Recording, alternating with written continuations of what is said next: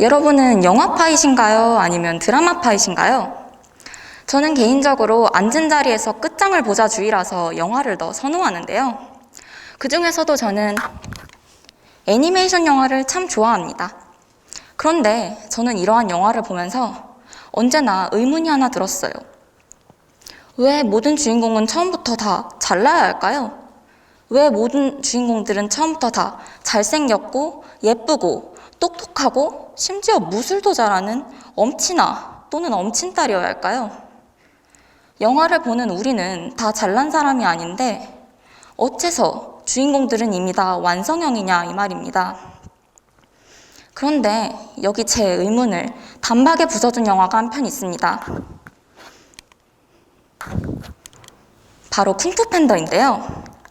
퉁실퉁실하게 생겨서 찐박질하곤 전혀 못할 것 같은 팬더4는 어느 날 갑자기 용의 전사가 됩니다. 평생을 국수집 아들내미로 살 줄 알았더니만 갑자기 그는 세간의 영웅이 되는 거죠. 그런데 포를 둘러싼 시프 사부부터 그의 동료 모두가 포에게 넌 할 수 없어, 돌아가 라고 합니다. 그런데 우리 포, 여기에서 기죽어서 돌아가나요? 아니요. 끝내주는 오기로 헥헥거리며 높은 수련장에 올라 고된 훈련을 하며 용의 전사가 되기 위해 노력합니다. 그리고 결국 그의 바람은 이루어지고요. 저는 영화를 보면서 포 특유의 서글서글한 성격과 겁없는 마인드가 참 좋았습니다. 그런데 돌이켜보면 제가 포를 좋아한 까닭이 바로 제가 포와 닮았기 때문인 것 같다는 생각이 문득 들었습니다. 저도 포처럼 겁없이 이것저것 일단 도전하는 걸 즐기는 타입인데요. 제가 백전백승이라 그런 것은 아니고요. 다만 일단 해보자 정신을 가지고 살아서 그런 것 같습니다. 그런 저는 15살 때 처음으로 네가? 라는 녀석을 만납니다. 이때 네가? 라는 질문은 네가 과연 할 수 있겠니? 하는 그 특유의 비아냥을 떠올려 주시면 되는데요. 저는 당시에 수학을 정말 못했습니다. 못하면 열심히라도 해야지 싶어서 매일 집에서 혼자 6시간씩 수학을 붙잡고 씨름을 했습니다. 그런데 제 노력이 부족했던 탓인지 저는 다음 시험에서도 수학에게 제 평균 점수를 빼앗겼습니다. 시험이 끝나고 친구에게 푸념조로 물었습니다. 나 이제 어떡하냐? 그랬더니 친구가 그러더군요.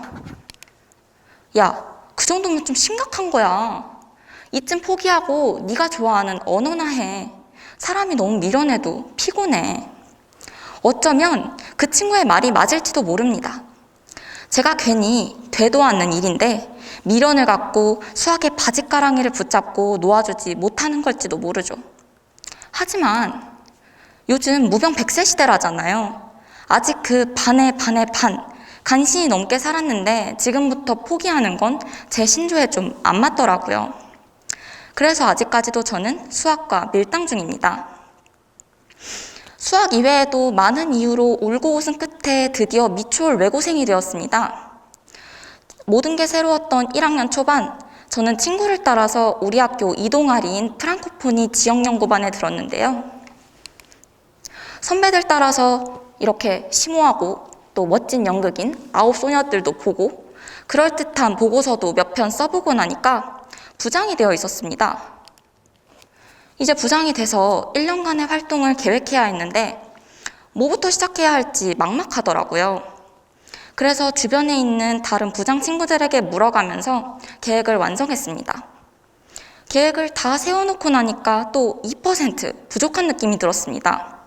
뭔가 두고두고 추억할 수 있을 만한 소중한 추억을 만들어보고 싶었는데 그런 활동이 없더라고요. 흥미로운 활동을 찾고 또 찾다가 저는 동아리 활동 문집 제작이라는 흥미로운 활동을 떠올렸습니다. 근데 이런 활동을 떠올리자마자 제 머릿속엔 다시 네가? 라는 녀석이 떠올랐습니다. 너 한 번도 책 내기 위해서 편집해본 적 없잖아. 괜히 부원들한테 책 내겠다고 떵떵거렸다가 나중에 실패하면 망신만 당한다? 저는 저 자신에게 겁을 주었습니다. 그런데 제 안에 있던 무모함이 더 앞섰나 봅니다. 저는 개학하자마자 동아리 담당 선생님을 찾아뵙고 2019년 활동집을 내고 싶다고 말씀드렸고 부원들의 글을 차근히 모았습니다. 1년간 열심히 활동해준 우리 부원들의 글을 다 모으고 나니 총 64개의 글이 모이더군요. 이 많은 글은 대체 언제 일일이 첨삭할 것이고 또 책 표지는 어떻게 할 것이고 또 책 구성은 어떻게 해야지 사람들이 읽을지 참 막막했어요. 이렇게 허송세월 걱정하고 있는데 문득 제가 한심해지더라고요. 모르면 물어봐가면서 하면 되는 거지 뭘 걱정하고 앉아있나 싶었거든요. 그 길로 저는 우리 동아리의 브레인을 맡은 친구에게 글을 함께 읽어달라고 부탁했고 또 같은 동아리의 부원이자 디자인 감각이 정말 끝내주는 우리 동아리 부원 친구에게 디자인을 부탁했습니다. 자연스러운 책 구성을 고민하다가 전에 책 편집 경험을 한 적이 있는 친구에게 가서 물어봤고요. 선생님께는 약간 죄송스럽지만 선생님의 교무실을 들락날락거리면서 열심히 책 관련 상담을 하기도 했습니다. 그러기를 꼬박 한 달, 드디어 330페이지에 달하는 우리 동아리 활동집이 세상에 나왔습니다. 처음 이 책을 받고 얼마나 감격스러웠던지 아직까지도 그 경험이 생생합니다. 이처럼 일단 돌격으로 시작했던 동아리 문집 활동 제작은 많은 사람들의 각고의 노력을 거쳐 현실이 되었고 지금까지도 미추홀 라이프에서 제 가장 소중한 추억 중 하나로 자리 잡았습니다. 여러분, 돌이켜보면 제 지난 날은 돌격의 연속이었던 것 같다는 생각이 들었습니다. 재밌겠다 싶어서 이것저것 시도해서 성공도 해보고 또 실패의 쓴맛도 보았습니다. 그리고 이렇게 산 제가 미추홀 인생 3년차로서 여러분께 감히 말씀드릴 수 있는 것은 우리의 미추홀 라이프, 어쩌면 우리의 인생이라는 것이 네가? 라는 보이지 않는 목소리와의 결투의 연속이라는 것입니다. 이 목소리는 밖에서 여러분에게 꽂는 비수일 수도 있고 여러분 스스로가 스스로에게 꽂는 마음 아픈 비수일 수도 있습니다. 그 무엇이 됐든 여러분이 시작하려는 일이 낯설고 또 힘들수록 이 목소리의 힘은 커질 것입니다. 혹시 여러분들 중에서는 내가 지금은 미루지만은 다음번에는 만반의 준비를 해서 꼭 성공하고 말 거야 라고 생각하는 분이 계실지도 모르겠습니다. 하지만 여러분, 다음을 기약하기에 여러분이 가진 보물은 이미 그 무엇과도 바꿀 수 없이 소중하고 미추홀 3년은 꽤나 짧답니다. 하고 싶은 게 생기면 하면 됩니다. 이쯤에서 다시 우리 정겨운 포를 떠올려 볼까요? 만약 포가 주변에서 날린 네가? 라는 목소리에 풀이 죽어 포기했더라면 악당 타이렁의 횡포에 맞설 수 있었을까요? 저는 아니라고 생각합니다. 여러분, 일단 해보자 정신은 우리에게 큰 용기를 요구하면서 그렇다고 우리에게 성공을 보장해주지도 않습니다.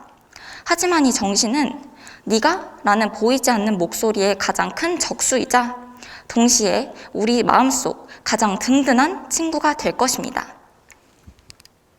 여러분, 하면 됩니다. 동글동글 팬더 포가 그랬던 것처럼요. 통통 튀는 제가 그랬던 것처럼요. 이상 남다연이었습니다. 감사합니다.